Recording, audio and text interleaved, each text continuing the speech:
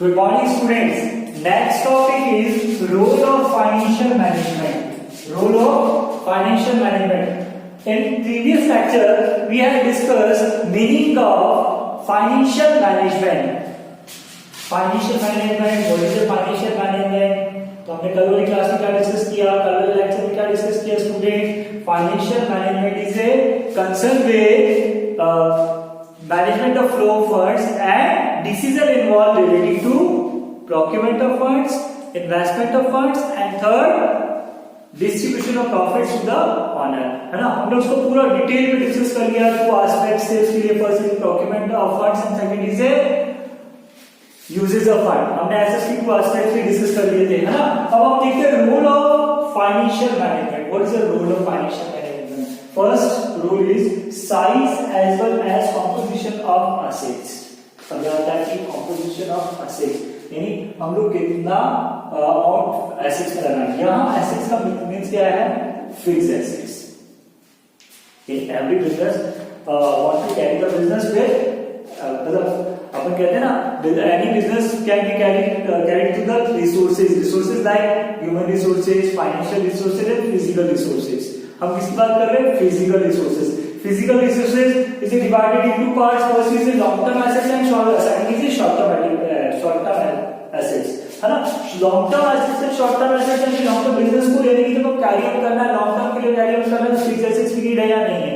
बिल्कुल है। और अगर बिजनेस में क्या है? शॉर्ट टर्म फंड्स की भी नीड है। बट यहाँ हम जो बात कर रहे हैं first is composition of fixed assets. Fixed assets मतलब how much amount in investment is assets, like how much amount invest in building, how much amount in investment in furniture, how much amount in invest in equipment, how much amount invest in plant and machinery। It's a composition of fixed assets। Just suppose Mr. X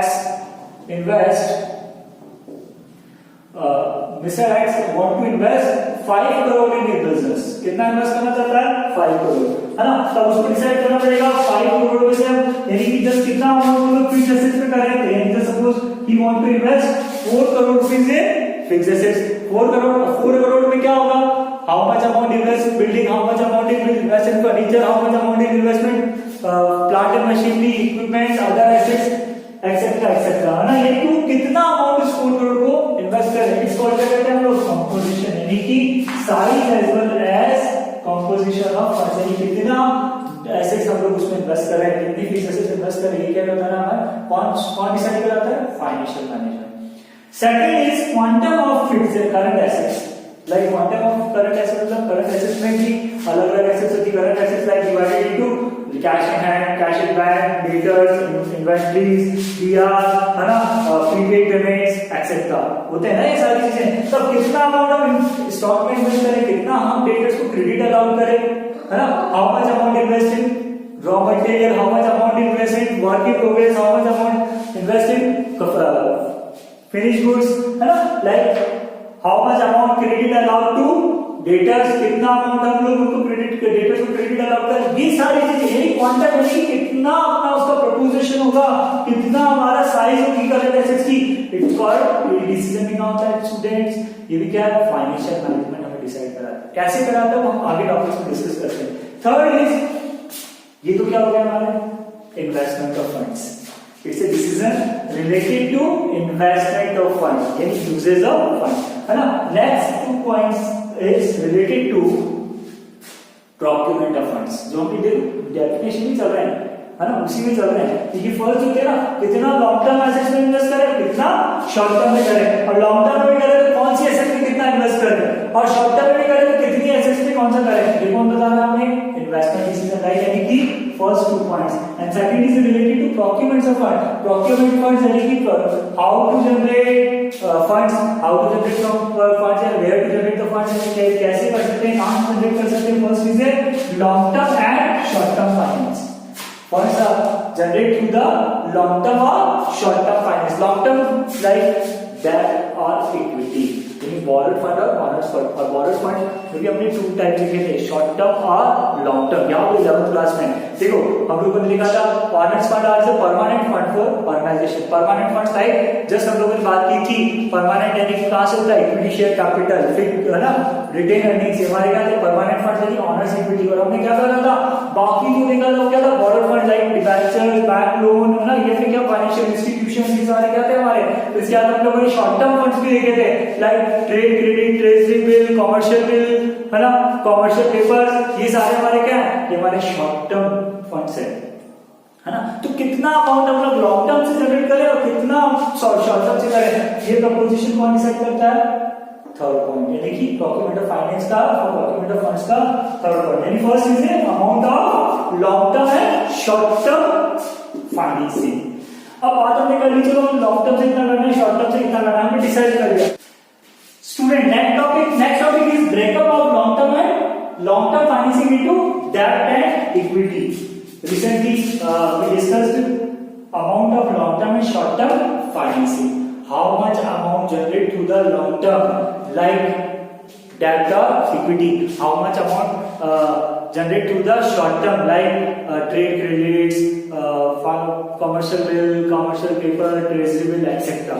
है ना? But next is how much amount generate through the debt or equity?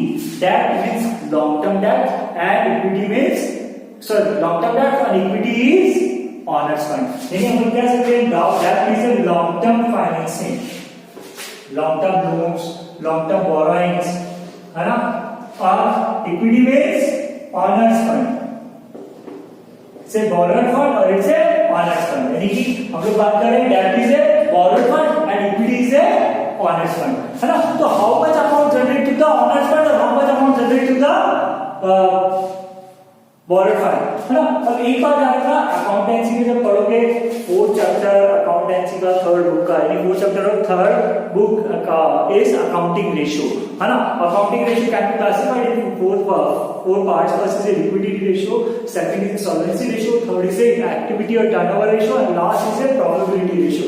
Second is solvency ratio. Solvency ratio also divided in four parts है ना। So first part is debt equity ratio. First is debt equity ratio. Debt means long term borrowings and equity means preferred share capital, equity share capital and retained earnings. It's called equity है ना। और long term उसमें date में क्या रहता है long term borrowings हम लोग जो करते हैं वो बात होगी। तो कहने का मतलब क्या हुआ कि कितना हमारा लॉन्ग टर्म borrowing से फंड जनरेट करें और कितना हम लोग ऑनर्स फंड के थ्रू जनरेट करें है ना। ये कौन डिसाइड कराता है, फाइनेंशियल है ना, कि हम लोग कितना उसे करें। देखो इसमें क्या है एक्चुअली डेट पर हमें क्या करना पड़ता है, कॉस्ट पे करनी पड़ती है। Cost of debt is interest, cost of debt is interest, यानी कह सकते हैं interest is a cost of debt है ना। और dividend is a cost of equity, dividend is cost of equity. यानी हम लोग इक्विटी पर जो कॉस्ट पे कर रहे हैं वो क्या है, वो डिविडेंड। यानी interest is a cost of equity and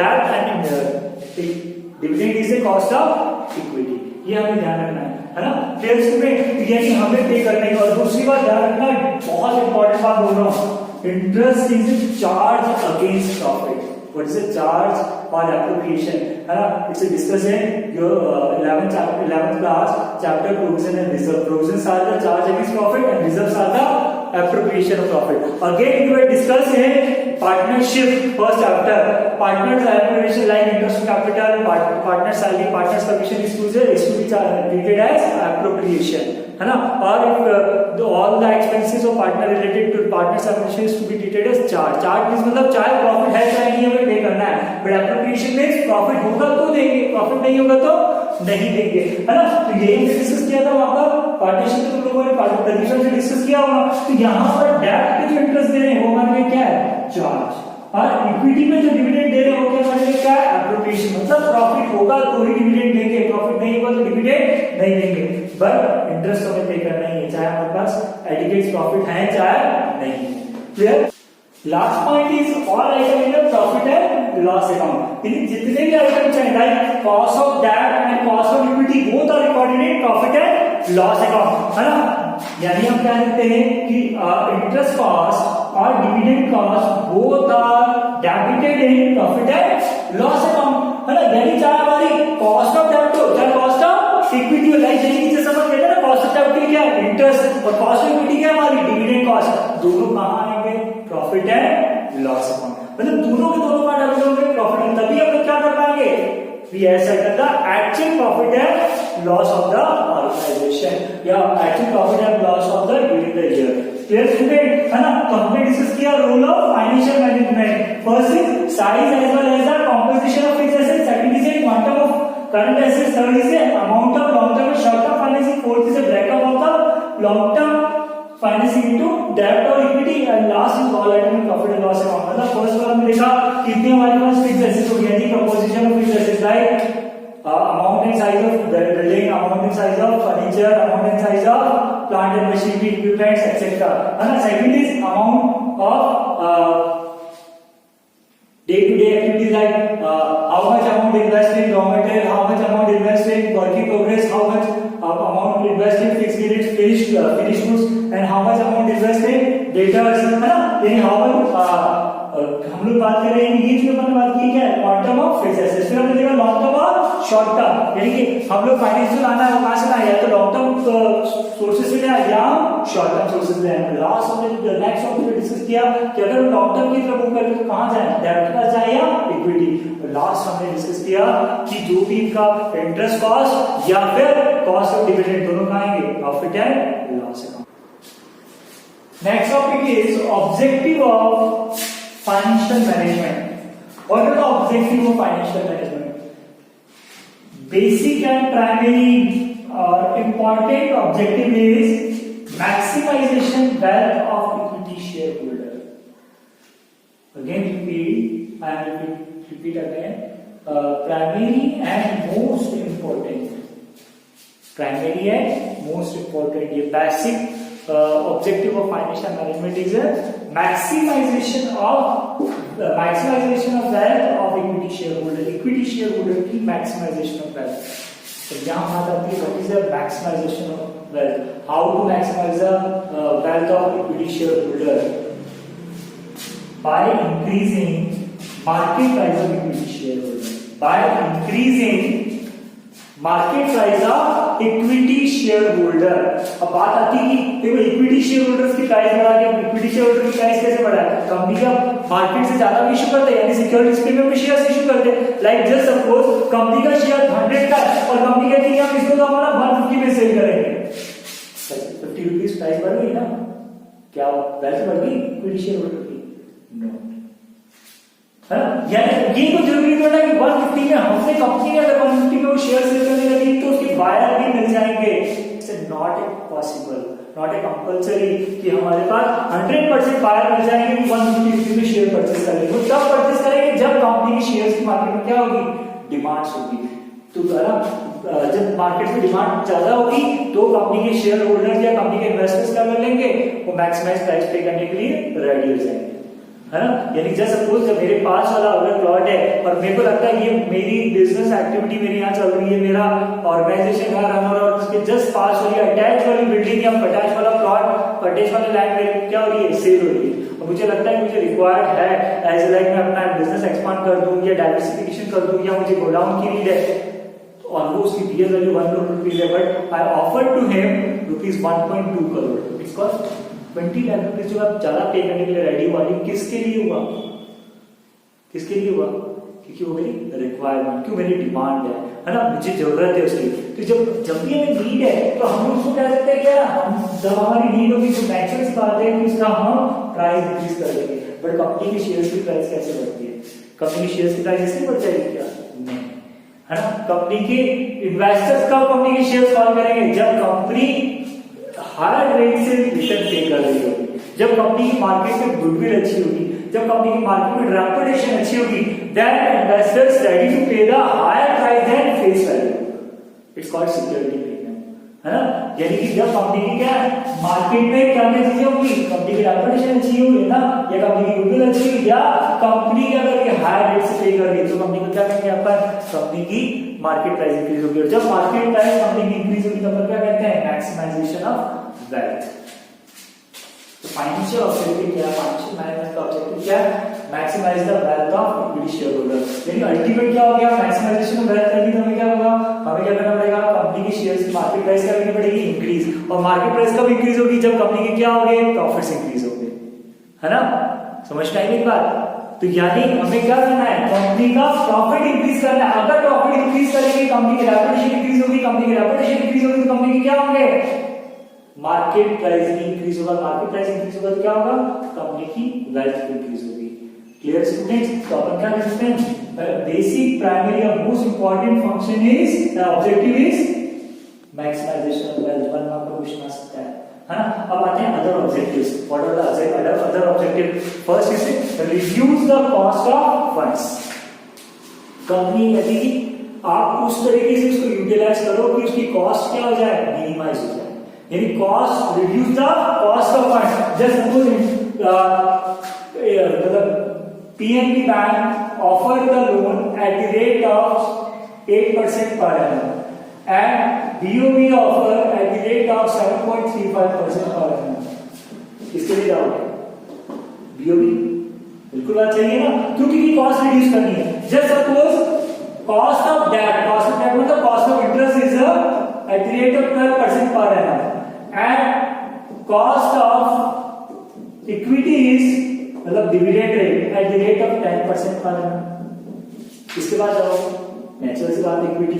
और इक्विटी क्या है, मार्केट से 1% मिल रहा है, तो इसके बाद जाओगे कॉस्ट ऑफ दैट, मतलब कॉस्ट ऑफ दैट और cost of equity which ever is lower, है ना, उसके लिए हम क्या करेंगे, उसकी तरफ मूव कर जाएंगे। ठीक है, कहना reduce the cost of fund. जो फंड्स आप जनरेट कर रहे हो फर्स्ट, है ना, वहां पर उसकी कॉस्ट क्या होनी चाहिए, कॉस्ट कम होनी चाहिए, तभी हमारा क्या होगा, प्रॉफिट्स इंक्रीज होंगे। प्रॉफिट्स इंक्रीज होंगे तो market price increase, market price increase होगी तो क्या हो जाएगा, maximisation of wealth of equity share holders. Clear student. Next is effective fund of funds. यानी अब हम लोग जो इन्वेस्टमेंट कर रहे हैं, इफेक्टिव इन्वेस्टमेंट ऑफ फंड्स, मतलब देखो वापस वही बात आ गई, फर्स्ट वाला प्रोक्यूरमेंट ऑफ फंड वाला आ गया, सेकंड क्या हो गया, इन्वेस्टमेंट ऑफ फंड्स आ गया है नहीं। यानी वही दो एस्पेक्ट्स, कौन से दो एस्पेक्ट्स है, procurement of fund, second usages of fund. Second is usages of fund, यानी effective investment of fund. Investment यानी जस्ट सपोज प्रोजेक्ट ए है, प्रोजेक्ट ए हमें देता है, project A ROI on project A is 10% and ROI on project B is 8%। किसमें जाओगे, एक ही तरफ जाओगे। अदर एस्पेक्ट्स भी होते हैं, अदर फैक्टर्स भी होते हैं, उसको हम आगे जब डिस्कस करेंगे, जब इन्वेस्टमेंट डिसीजन पढ़ेंगे नेक्स्ट लेक्चर में, तब हम उसको डिस्कस करेंगे कि करना इन्वेस्टमेंट डिसीजंस को कौन कौन से और अदर फैक्टर्स अफेक्ट करते हैं। बट हम लोग बात करें तो किस पे इन्वेस्ट करें, प्रोजेक्ट है, यानी इफेक्टिव इन्वेस्टमेंट क्या हुआ हमारा, प्रोजेक्ट है। Clear. Third is availability of funds when as required, very important point, है ना। देखो एक्चुअली क्या है कि हम लोग बात करें availability of funds when as required, जिस दिन कंपनी को नीड हो, ऑर्गेनाइजेशन को नीड हो, उस दिन उस फंड से क्या कर सकता हूं, एनकेश कर सकता हूं। मतलब फंड्स इस तरीके से इन्वेस्ट नहीं होने चाहिए कि हम लोग एक बार इन्वेस्ट कर दिए उसको वापस निकाल नहीं पाए, है ना।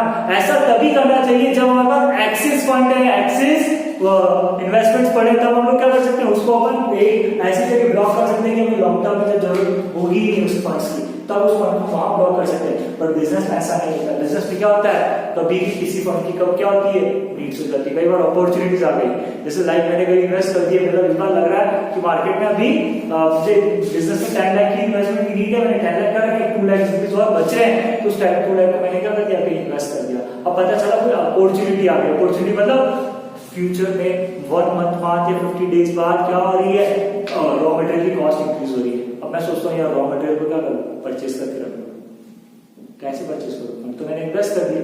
अब अगर मैं वहां से 2 लाख रुपीज इजीली अगर वापस रिकवर कर सकता हूँ, है ना, तो क्या हो गया कि बस 2 लाख को अपॉर्चुनिटी को क्या कर सकता हूँ, एनकेश कर सकता हूँ। तो यही है कि बिजनेस में कब फंड्स की नीड्स पड़ जाए, कब अपॉर्चुनिटीज आ जाए, कब कोई लॉस आ जाए, कब कोई कंटीजेंसी लायबिलिटी इंक्रीज हो जाए, है ना, क्वेश्चन ऑफ फंड्स कहां से अरेंज करोगे, ये कहते हैं कि उस टाइम क्या होना चाहिए, इस तरीके से इन्वेस्टमेंट हो या ऐसे सोर्सेज हो कि हमारे पास कि availability of funds when as required, जिस दिन जरूरत है कंपनी उस फंड्स को इजीली अरेंज कर सके। और लास्ट आता है हमारे पास avoid ideal finance, avoid ideal finance.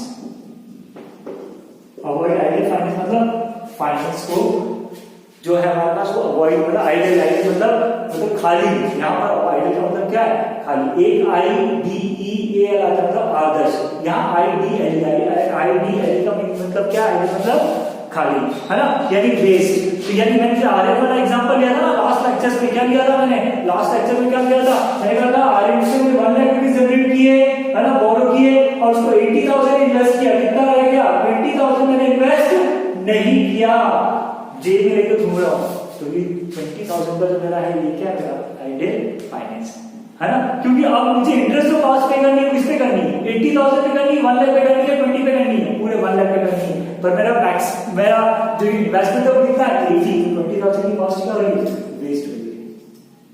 Clear student, इसलिए मतलब कहते हैं अवॉइड आइडल फाइनेंस, यानी ये सब जो हमने डिस्कस किया, ये क्या हुआ हमारे पास ऑब्जेक्टिव ऑफ फाइनेंस में financial management. First is the maximization of value, maximization value by increasing market price of equity shares, और market price of equity shares कैसे हो सकते हैं, उसके अदर ऑब्जेक्टिव्स के थ्रू। First is reduce the cost of finance, effective investment, availability of fund, balance required, और last avoid ideal finance। I hope आप लोगों को यहाँ तक क्लियर हो गया होगा, है ना। अब जो हमारा नेक्स्ट टॉपिक आता है वो हमारा आता है डिसीजन, है ना, फाइनेंशियल डिसीजन, है ना, we will discuss in next lecture. Thank you so much students.